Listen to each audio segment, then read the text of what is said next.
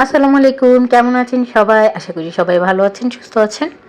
তো হঠাৎ করেই আমার তান্দুরি চিকেন খেতে মন চাইলো। তো যেহেতু এখন রাত হয়ে গেছে, তো এখন তো আর রেস্টুরেন্টেও যাওয়া যাবে না।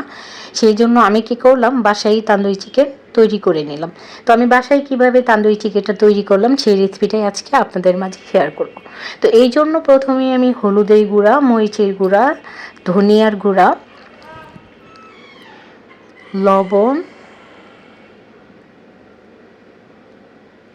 এখানে দিয়ে দিচ্ছি টক দই। টক দইটা আমি 2 চামচ দিয়েছি, যে চামচ দিয়ে দিচ্ছি আপনারা দেখতেই পাচ্ছেন, কারণ বেশি দিলে কিন্তু টক হয়ে যাবে। আর দিয়ে দিলাম সরিষার তেল, জিরার গুঁড়া, আদা রসুন পেস্ট বাটা দিয়ে ভালোভাবে একটা পেস্ট করে নিলাম, দেখতেই পাচ্ছেন। আর এখানে 2টা মুরগির লেগ পিস নিয়েছি। এইটা আমি আগে ভালো করে ধুয়ে চাকু দিয়ে কেটে নিয়েছি পিস পিস করে, এতে করে মশলাগুলো ঢুকবে ম্যারিনেট করার সময়। তো ভালো করে মশলার সাথে একদম মাখিয়ে নিতে হবে ভালোভাবে, যাতে করে একদম ভালোভাবে মশলাটা ঢুকে। তো দেখতেই পাচ্ছেন আমি মশলার সাথে ভালোভাবে মেশানোর পরে সামান্য একটু ফুড কালার দিয়ে দিলাম, এতে করে কিন্তু তান্দুরি চিকেনের কালারটা একদম রেস্টুরেন্টের মতো হবে, সুন্দর। তো সারা রাত ফ্রিজে রেখে দেওয়ার পর এখন সকাল হয়ে গেছে, তো এখন আমি এগুলো ফ্রাই করে নিব। এই জন্য ফ্রাই প্যানে আমি তেল দিয়ে দিলাম, দিয়ে চিকেন তান্দুরিগুলো তেলের মধ্যে দিয়ে দিলাম।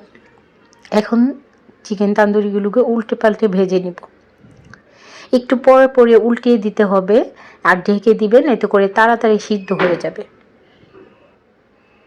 এই যে এখন দেখতেই পাচ্ছেন চিকেন থেকে কিন্তু অনেকটা পানি মানে বের হয়েছে। এই পানিটা একদম শুকিয়ে উল্টে পাল্টে ভেজে নিতে হবে তান্দুরি চিকেনগুলো। এই যে দেখেন কি সুন্দর একটা কালার আসছে, আরও সুন্দর কালার আসবে নামানোর আগে। আর এত নরম হয়েছিল চিকেন তান্দুরিটা, মানে খুবই, মানে একদম রেস্টুরেন্টের মতো লেগেছে, বরং আরও মজা হয়েছে। আপনারা বাসায় এভাবে তৈরি করে খেয়ে দেখেন, খুবই ভালো লাগে খেতে।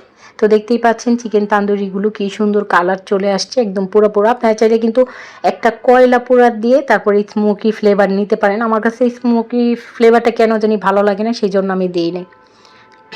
তো এই যে একদম উল্টে পাল্টে সুন্দরভাবে চিকেন তান্দুরিগুলো তৈরি করে নিলাম, দেখতেই পাচ্ছেন।